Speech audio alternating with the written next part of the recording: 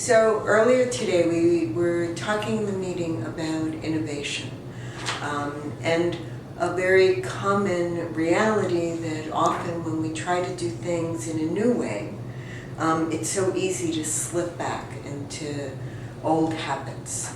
And recognizing that pattern and seeing it in that kind of spiraling back way made me think of an experience I had in meditation, where the meditation teacher explained, particularly to those of us who were having a really hard time with not being able to make our mind a blank, these expectations about where it was we were trying to get, who would just say, your goal is to stay aware, and inevitably you're going to start thinking about what to order for lunch or planning for tomorrow.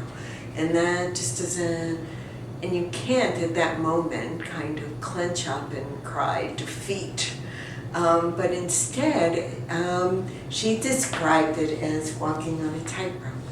So this idea that as we're trying, right, to stay intentional and aware, in this case as we're trying to innovate, that when we start slipping into habit and what's familiar and feels safe, that we feel like we're on a tightrope and then we're like falling.